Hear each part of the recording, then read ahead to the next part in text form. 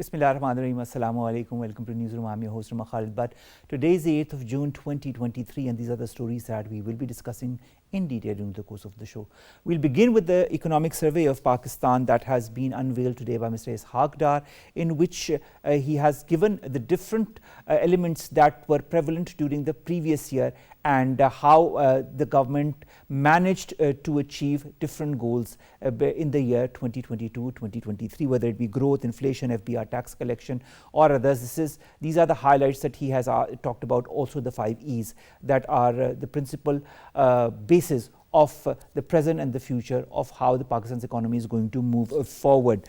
Major indicators of our economy and others will be discussed as far as our first segment is concerned. Our second story, ladies and gentlemen, concerns Army Chief General Asim Munir, who has said hostile forces and their abettors have been trying hard to create societal division and confusion through fake news and propaganda, but all such designs will continue to be defeated with the full support of the nation. He was chairing a meeting of the Formation Commanders Conference in Rawalpindi yesterday. Our third story, ladies and gentlemen, concerns the World Oceans Day.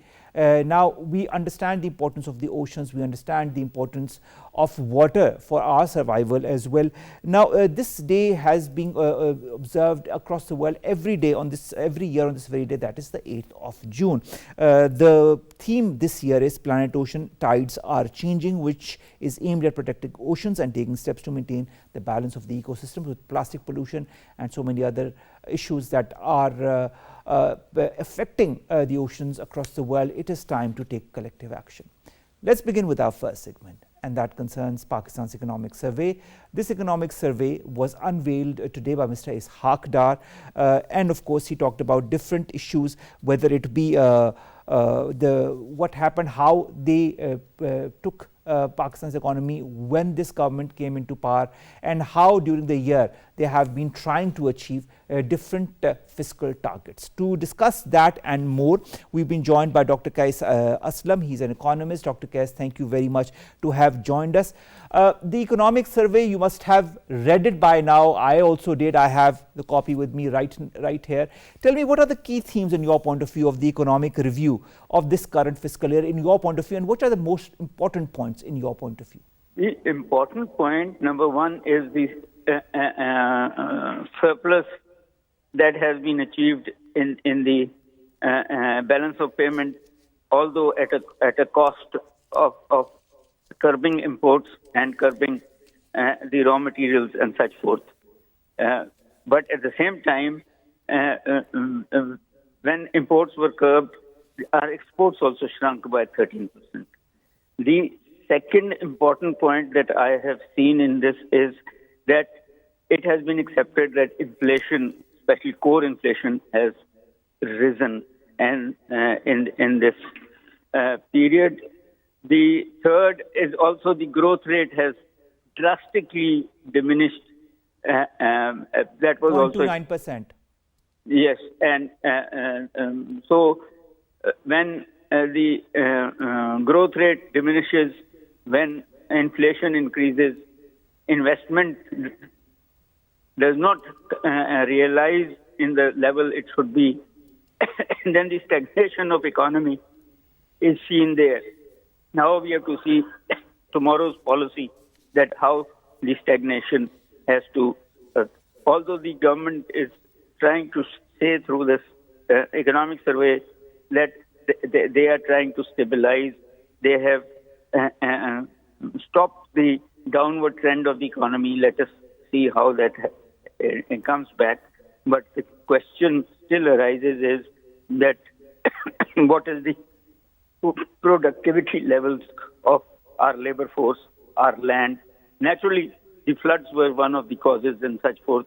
And as the finance minister says, the international recession is the cause. And but at the same time, we have not been able to achieve the targets that we wanted to achieve. And for me, that is a very important direction that we see. All right. Now, Dar Sahab, in your own words, says that the international economic downfall is the reason for which Pakistan has also been affected directly or indirectly. How is this global economic outlook going to shape the fiscal year 2023-2024 for Pakistan? Look, Pakistan has a very narrow export base, that is textile. And if the demand for textile shrinks, that is going to put pressure on our growth rate.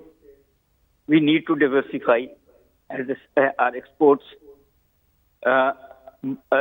In this international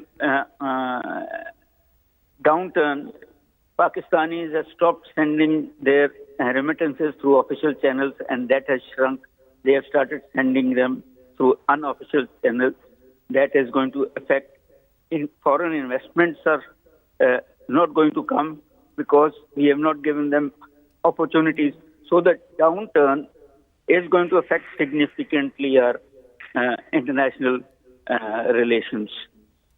All right. Also, you talk about foreign remittances. What measures, in your point of view, need to be taken for the government to increase the inflow of foreign remittances? Look, number one, we need to lower the gap between sending of the remittances and reaching it to the families.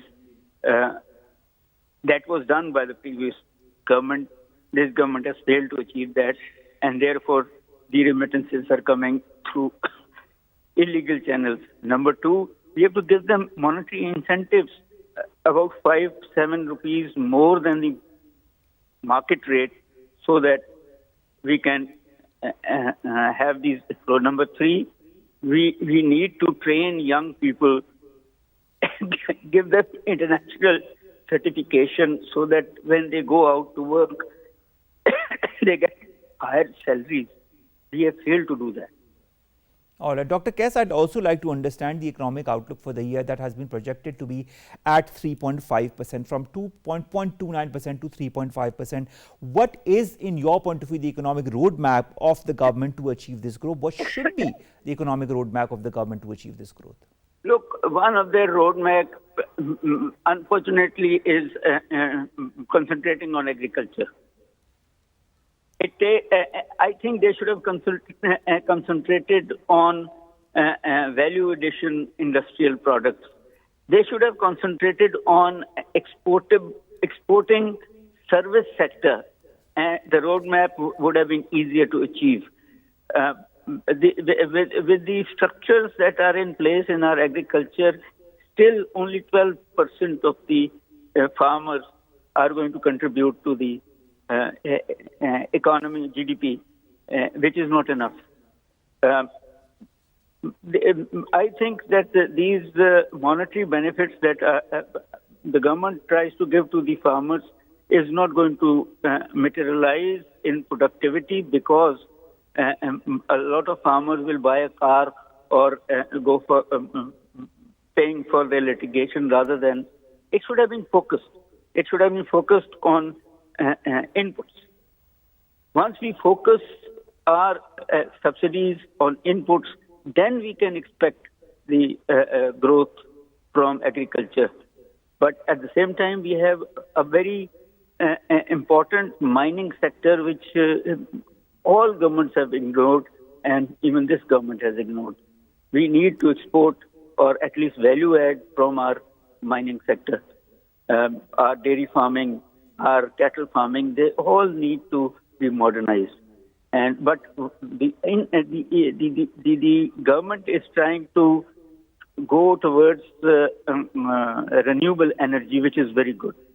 I hope that they achieve this target, so that we can remove the inefficiencies of foreign oil dependency on our electricity.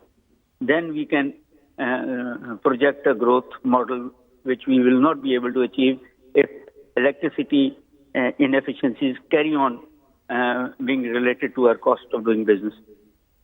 Dr. Qais, there are different factors that contribute towards economic stability or a positive economic outlook in any country. It includes political stability, external accounts, and macroeconomic stability. When you see the fall in global oil and commodity prices and also the instability in those sectors, what does Pakistan need to do in order to move forward despite the challenges that it is confronted with? Look, the suggestion I would give are long term. But at the same time, number one, our children, which is we pride ourselves with the youth bulge, are unproductive. We have to concentrate on their productivity, the labor productivity. Our land is unproductive. We have to concentrate on, especially small farmers, have to have a share in the export market. Our managers are also unproductive, but then we have to, I think, remove export taxes on almost everything so that more people can export and earn dollars. But in the short run, I think the policy of reducing imports will not work. It will backfire. The cost is too high. I think diversification of exports and allowing But Dr. Qais, this did you talk about import compression. You know, this did lead to a current account deficit falling by 76%, and the space to avert a difficult decision as far as our economy is concerned. Do you feel that we can move forward in order to achieve macroeconomic stability, and how much of a balance between import and export do we have to make for that to happen? First, I think the government should take back that law that the central bank is not under Pakistan's law. Somebody has to make them responsible for this speculation in dollars in this country. Till such time we don't have that. But when you say that we had a surplus, but the cost of that surplus was very high, most of our industry, even our exportable industry, stopped working because our raw materials were not being imported, our machines were not being imported. Our foreign partners are not happy with us. So I think that it is the speculation of dollars should be curbed, as well as allowing the market to work in an efficient manner, which is going to not curbing. The protectionist policy does not work in modern global economy. All right, Dr. Qais, also another thing is investor confidence that is extremely important to further exports from Pakistan to other countries. That confidence has more or less been shattered because of the political instability and, of course, the way the country maneuvered in the last couple of years. There is a delay in the resumption of the IMF program as well. How can we regain the investor confidence? What measures do you feel the government needs to take in that respect? Look, quality control is one of the measures. Branding of new products and is another measure that has to be, especially IT and service sector, through that IT being exportable. The government needs to, I think, revive that IMF program so that the international trust on us should re-establish in this context. Political stability, I think if they announce the elections, the political stability comes back automatically. But it is the economic instability which is the problem. People who have sold their businesses, bought dollars and got out of this country, how are you going to revive those confidence in those people? And that is where the whole issue is.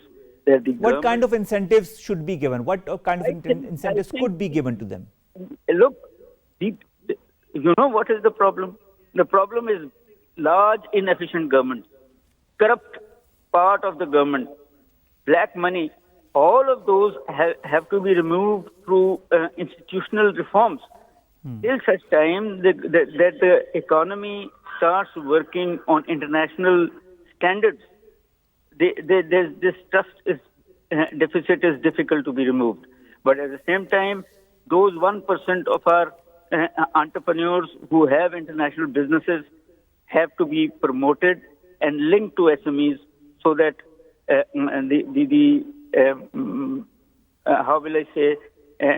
those profits can be shared both in the large-scale industry and the SMEs. The government can do that through its fiscal policy, reduce taxes where they think we can have exportables. All right. Dr. Qais, Aslam, thank you very much to have joined us, to have talked to us about Pakistan's economic survey that was launched today by our finance minister, in which gave different details. I'll just share a couple of figures before we move to the next story. Pakistan has achieved gross domestic product growth of 0.29% for the outgoing fiscal year, missing the target of 5%.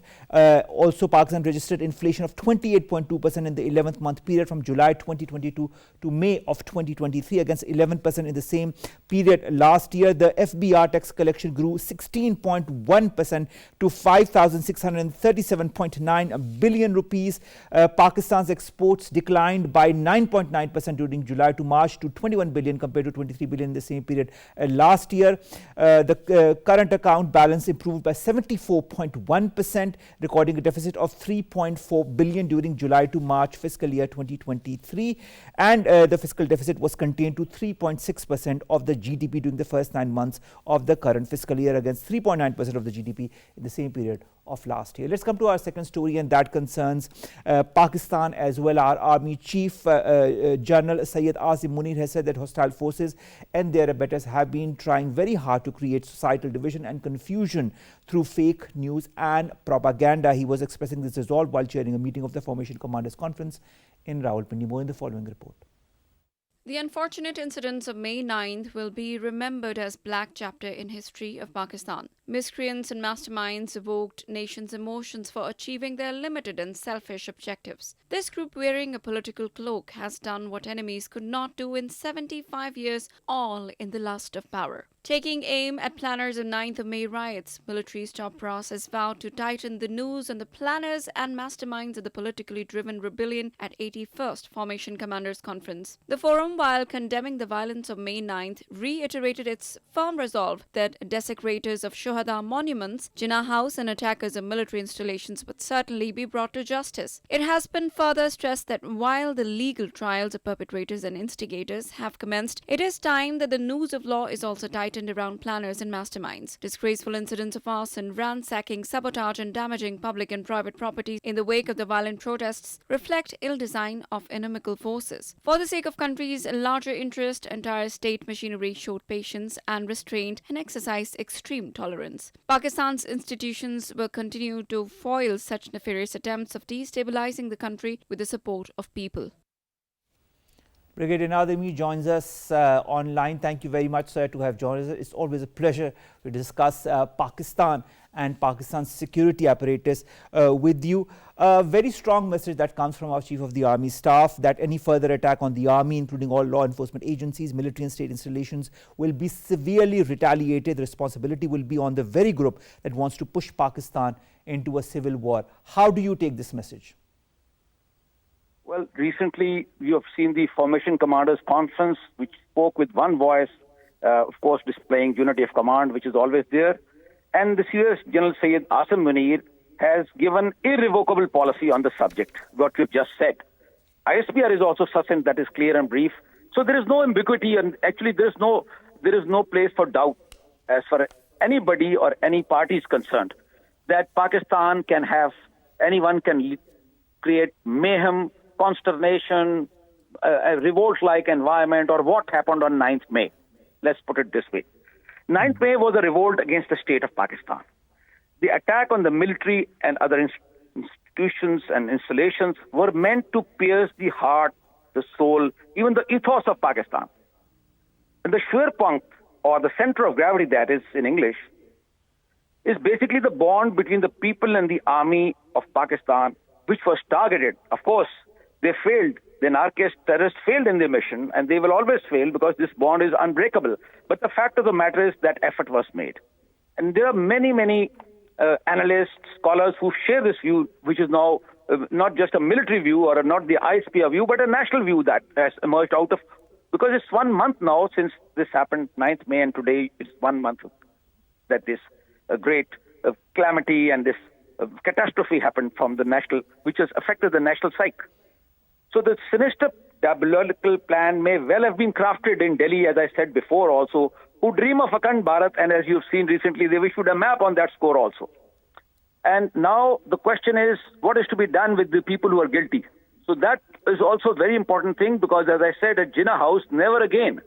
Never again. I said that these two words. So and besides me, the whole nation says that.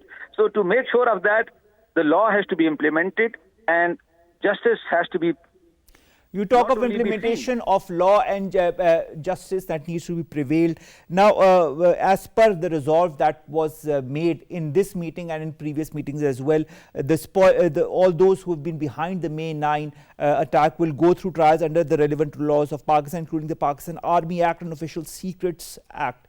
Now, any attempts to evade justice, do you feel that they are futile now? Of course, they should be futile.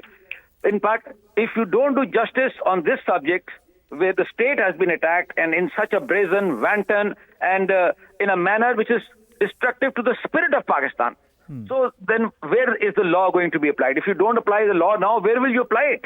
As I said, even the terrorists who are heinous and who have launched wanton attacks, they did not try to deface or defame Chauda or the martyrs. Even they were, restrained in that manner. I mean, their terrorism aside. What I'm trying to say on this subject, there can be no two ways or no two thoughts, or there cannot be any debate on it, which I've seen some people, because in Pakistan there is a debate on everything. There are certain things which are, not to be debated. That is an article of faith. And this is one of them. And I go to the extent of saying, not only that justice has to be done, but as chairman of Pakistan National Reform Movement, which is Unite Pakistan, Defend Pakistan, Reform Pakistan, we have to make sure that justice is done across the board, which means that the elite doesn't get away. Every time in Pakistan, this is the common perception, and actually it is the reality also. That to be very frank, Brigadier Nadir, this has to be a resolve of all the different parties, the NGOs, the different political parties as well, that the nation should stand as one, should unite as one against all those who've been trying to create havoc in the country. Facilitators, planners and political activists who've been involved in the protesters have been identified to a large extent. Now we've had details as far as their identities are concerned. Don't you feel it is high time to apprehend the masterminds now that we have irrefutable evidence against them?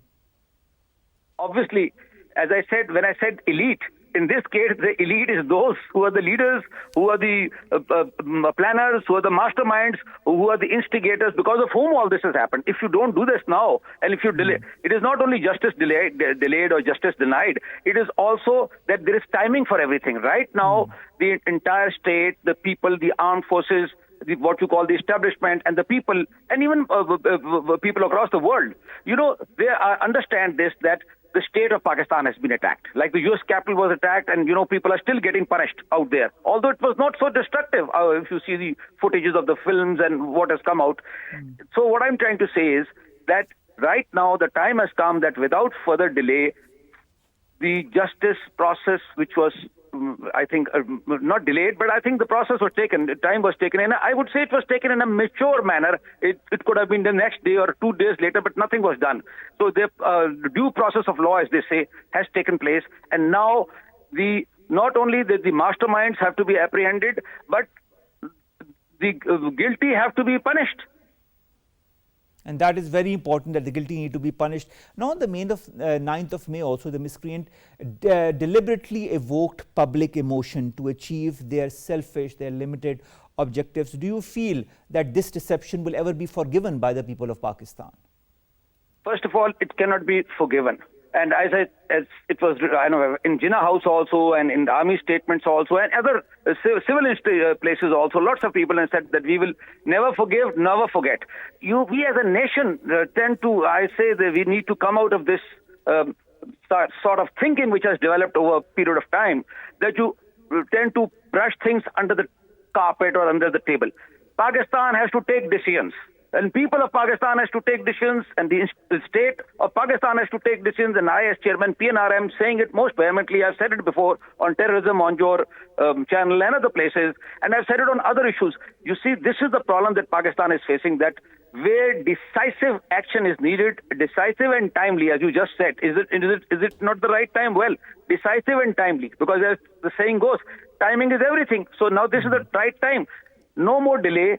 Decisive action has to be taken against all those, and we have to make sure, when I said never again, how will you ensure that? You will ensure that by ensuring that the law is implemented in full spirit, and the elite, in this case, the elite are the leaders, they don't get away. In Pakistan, in my national reform movement, one of the things we keep saying is in Pakistan, the entire system, society, Cdre is in favor to the elite. The people are always suffering or are not getting justice. The time has come to give justice to the people of Pakistan, and that is by making sure that the elite involved in this case does not get away.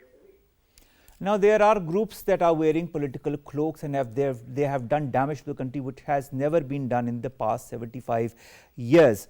How should now we move forward in a manner so that any group whatsoever under a political or non-political cloak may never ever attack Pakistan the way it was on the 9th of May?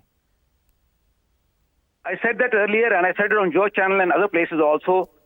Provocability for mob rule and penchant for elections don't rhyme, which means that you can't have political parties or groups of politicians or political activists who are on the one hand talking of politics and the other hand they are anarchists. You can't be having both things.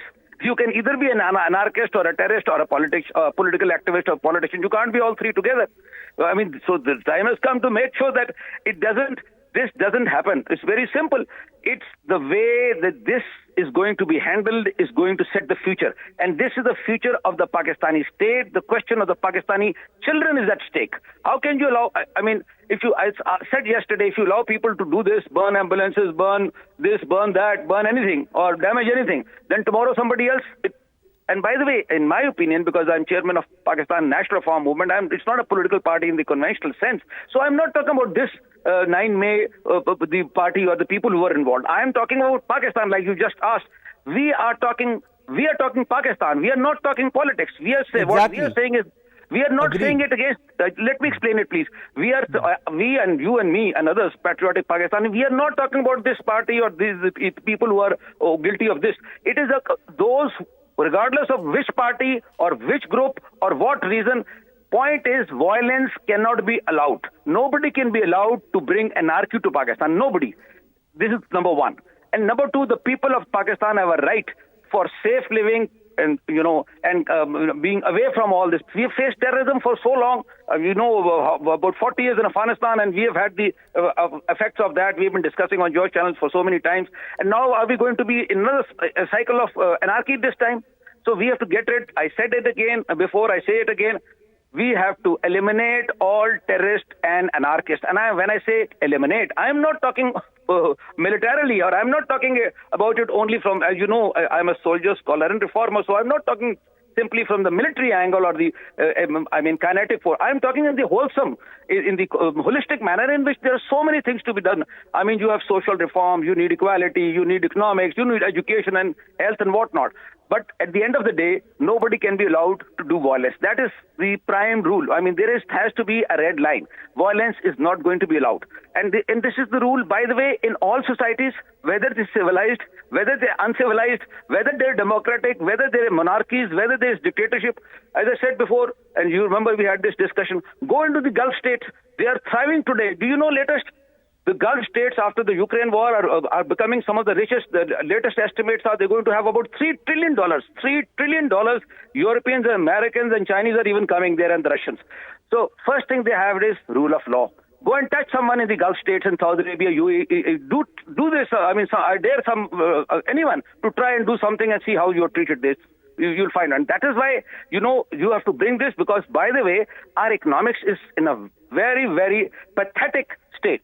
And you cannot revive yourself economically until you have first brought about rule of law and writ of the state and stability and peace and tranquility. That's the basis on which economics thrives. If you don't have that, how can you have all this? And you know the most amusing part, some people who have been talking about tourism in this country, I love tourism, by the way, and you do, so do most of us. How can you have tourism and this kind of, screenshots going all over the world that the country is on fire? Which tourist is going to come here? That I totally agree with you on that. And of course, in the interest of the nation's stability and the nation's future, it is extremely important that this case be made an example of, so that other such people who have any such mentality or any such interest in destabilizing Pakistan can put a full stop to any such activity. Also, I'd like to understand the impact of the mature response that were given by the state's institutions, the state machinery, which showed patience, restraint, and showed extreme tolerance when these all acts were going on the 9th of May. Do you feel this maturity in its response was what foiled this conspiracy as well? Well, there is no doubt that maturity at the higher level, you can call it strategic restraint, and even at the lower level, this nobody, as you can see, there was no one was trigger happy. Nobody was shot. Nobody was killed. In other countries, people, hundreds of people or dozens of people are shot on very small issues, as you've seen all over the world. So that way, the reason is the Pakistani armed forces love the people of Pakistan. And I tell you, the people of Pakistan also love the armed forces. This bond is unbreakable. Now, if some anarchists or someone for their own ends, or even I go to the extent of saying directed from abroad, or let's say capitalized from abroad, because the Indians want to exploit this civil war in Pakistan. We have been discussing it, and you see it on the media all the time, and every time they bring out a new story. So despite that, there has been this very mature handling, and not only mature, I would say the whole process has been the due process of law and investigation and getting collection of evidence and all those things, so that there was no knee-jerk reaction. There was no reaction which took place immediately. And in that sense, it has also been very good from the point of view that nobody can say that, extraordinary force was used or disproportionate force. Actually, no force was used throughout. But now the time has come that those guilty have to be punished, because if you don't do that now, when are you going to do it? Question is, when are you going to do it? And if you don't do it, tomorrow someone is going to do, I'm saying it on your channel and I've said it otherwise, someone else, maybe not the same party or the same people, somebody else will do something much worse. So you can't afford this in Pakistan or anywhere. Which country in the world allows itself, or which state allows the state to be attacked and those who have attacked get away with it? That is not the case anywhere in the world. I agree with you. Brigadier Sahab, I'd also quote what the forum talked about. It resolved that endeavours by any quarter to create obstructions and stymie the conclusive defeat of ill designs of inimical forces will be dealt with iron hands. Is it time now to begin a new chapter of strict implementation of laws to penalize any and every violator of social media rules, regulations that go against the state? I've been saying it so many times. Today, for example, I'm repeating, but at the cost of repetition because it is needed. Social media is a weapon of war. This is my quote, by the way, for Pakistan. I've been saying it, so I'm repeating it. So anyone who misuses social media against the state, or I say not only against the state, let's say someone who's using it to sow discord among the society, among sects, among ethnic groups, or against anybody, because there are inimical forces outside Pakistan also, as you know, right? Especially in our east. So the point is, how can you allow anyone unrestrained or unchecked or unshackled or unfettered, all this kind of propaganda, disinformation, misinformation and whatnot, against Pakistan, the state, the society, culture, religion, ethos, whatever. So you can't allow it. This is number one. So there's a need for rethinking within Pakistan. That's why we are having this movement. I said national reform movement is to bring about a Pakistan which suits 250 million people. And it's because the actual issue is that over a period of time, the state of Pakistan has been weakened, as you've seen on this 9th May, and the people have been marginalized, and the elite has prospered or is enjoying. So this whole thing has to be turned around. It's the people and the state which have to come together. That is the main thing. And for that, we have to make sure that no one, regardless, and I re-emphasize, and I'm happy you agree with me, that this is across the board. It has nothing to do with those who did about 9 May. It is about anybody, previous or future, who does anything. They have to be taken to task according to law, and nothing of the sort is to be allowed.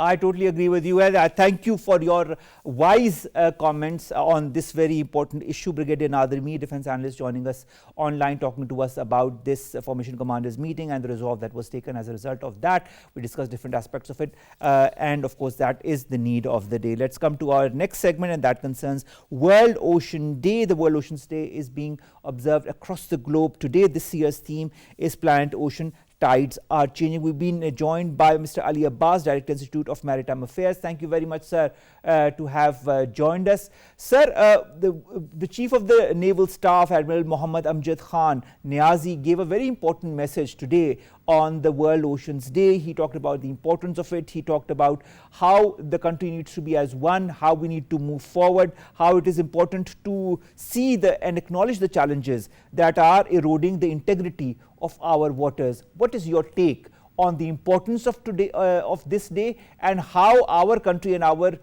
Navy, for example, need to move forward in order to contribute positively to our oceans and their longevity?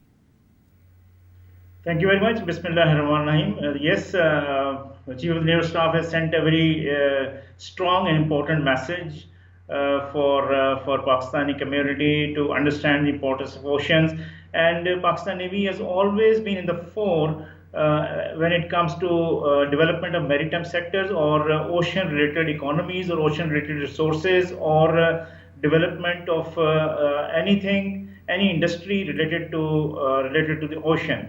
Today on 8th of June, the world over, the Ocean Day is celebrated, and in Pakistan, all the agencies, the government and private sector, they also, those who are aware, they celebrate World Oceans Day, and likewise NEMA, National Institute of Maritime Affairs, we also celebrate this day.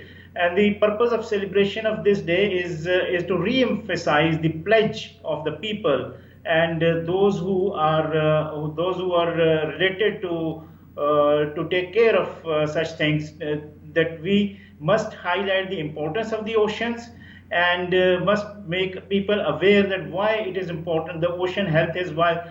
Now we need to understand that ocean is a primary source of sustenance of life on this planet. And for the sustenance flight, we know that we require air or oxygen, and we require food, and we require a proper climate, and we require water. All these things are available and regulated from the ocean. But what has happened, and in addition, the oceans carry abundance of resources like energy resources and hydrocarbons and minerals and fish. All these living and non-living resources are very important for sustenance of life. Now, what is happening that around the world, and especially in the developing countries, we are less aware of how to take care of the health of oceans. Because of the human activity, the oceans are getting polluted. There is a problem of overfishing. There is a problem of plastic pollution. There is a problem of greenhouse gases. There is a problem of industrial waste going in the ocean. There's a problem of untreated sewage water going in the ocean. So that is disturbing the biodiversity and ecology of the ocean. That I agree with. I would like to understand your perspective on the challenges to the oceans that continue to grow. That was also highlighted by the Chief of the Naval Staff. He said, so does the need for novel solutions to fight these challenges. What could be these novel solutions? These novel solutions can be technology based. And the first and foremost, there are two types of things. That one is that we start cleaning the beaches and we start cleaning the oceans, which is not possible. The novel solution is that if we understand and aware, then we try to stop those sources which are polluting the ocean or disturbing. And what are those resources? As I've highlighted, if we are sending sewage water or untreated water, so there is a need to pass this water which has chemical waste or which has other toxic chemicals. We need to we need to treat them before sending them into oceans. Likewise, we need to stop this overfishing. There's a problem of overfishing around the world, in our countries also. What is happening that the type of gear and type of practices we use in the process of fishing, we spoil or we annihilate, we damage the fish eggs and the juveniles, which are to grow further and to make fish. That is why we are damaging the fish resource. So all these things, if we take care and we use there's abundance of new technology which is available to address these issues. But the primary thing is that we understand in our minds and we change our behavior and culture towards. Like we go to oceans for recreation, for tourism, and we enjoy. Oceans are very serene; they provide you comfort. But what we do, we are throwing plastic on the beaches, and we don't care about the fish eating those plastic, and this micro plastic it is going in the fish, and the fish subsequently, when the people eat fish, it contains microplastic contents. So that is how we can improve the ocean health. And one way is to these days are basically celebrate to make pledge to do all these things. And that is why National Institute of Maritime Affairs, every year we celebrate Oceans Day. We conduct a seminar and we go to beaches, we carry out beach cleanings, we plant mangroves. Mangroves, as everybody understands, that mangroves is a plant which is along the shores, on the marshy areas, which is available. They are excellent places, provide habitat to the fish, and they absorb double the carbon dioxide as compared to normal trees, and they emit double oxygen as compared to normal trees. So mangrove plantation was another activity which was conducted by National Institute of Maritime Affairs in coordination and cooperation of Pakistan Navy, Bahria University, and certain other stakeholders. So this is how we are making efforts. On 5th, we celebrated World Maritime Day, and today, on 8th of June, we conducted an international seminar. We invited eminent national and international speakers who contributed a lot of knowledge, and they apprised us a lot of new things, new solutions, new technologies, and that is how we are going to compile them and make some doable recommendations for people who are at the helm of affairs. So some of the other initiatives of your organization, the Pakistan Navy, is also banning the use of destructive fishing nets. That is very important. Tackling oil pollution and sea, because oil pollution is also something that is contributing a lot towards the destruction of the ocean waters. Now, I'd like to understand, Ali Abbas Sahab, preservation of marine ecosystems, adaptation of sustainable fishing practices, reducing pollution in oceans. These are three important points as far as today's day is concerned, and the Pakistan Navy has been contributing efficiently and effectively in that endeavor. But the public also needs to be educated and properly advised on measures that need to be taken. What needs to be done as far as our education, our curriculum is concerned, or our education system is concerned, or even maybe at the local levels? For example, in the different mosques, shouldn't sermons on Friday and other important sermons include a small part on how to improve your ecosystem? Yes, of course. I mean, there's a great need for 2-3 things. One is, as you yourself highlighted, the curriculum. Not only we need advanced level courses in the marine biology and ocean sciences and maritime sciences, but also we need to put these things, these awareness things, these relevant to ocean things in the primary school syllabi. When we can put history, we can put other science, we can have syllabus and topics on stars and moons and everything else. Why not ocean and preservation of oceans?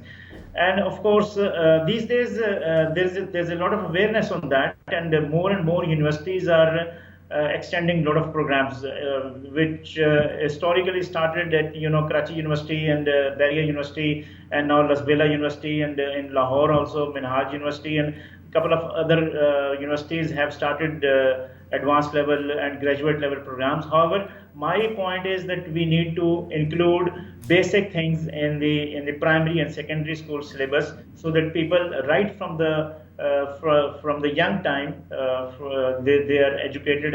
The other thing you have highlighted about the mosque and sermon in the sermons, yes, of course, it goes without saying. This is part of our religion. We know there's a religious teaching that cleanliness is half godliness. If you need to be clean, safai nisf iman hai, or this cleanliness and anti-pollution measures, they are part of our faith. And the third segment in this regard is, of course, media. And like your channel, you have rightly chosen this topic for this on this day, that is World Ocean Day. More and more media awareness and programs, and including how to control pollution, including how to take care of oceans, what ocean provides us, and what are the various industries which are associated with the oceans. People need to know that we are one of those blessed nations which have a long coastline, over 1,000 kilometers. Allah Almighty has blessed us with this beautiful coastline, and how we can take care of what resources we can tap or extract out of ocean. We can, like renewable energy resources, like exactly. There are so many methods through which we can help our oceans and help our coastline as well develop further, become cleaner. And the initiatives that have been made by the Pakistan Navy are exemplary, and this needs to be highlighted every year on this very day and on other days as well. Thank you so very much, Mr. Ali Abbas, Director, Institute of Maritime Affairs, to have joined us on this World Oceans Day to talk about the importance of cleanliness and preserving our ecosystem. I'd like to end today's show with a quote by Mother Teresa, who says, "We ourselves feel what we are doing is just a drop in the ocean, but the ocean would be less because of that missing drop. Let's add those drops." Allah Hafiz.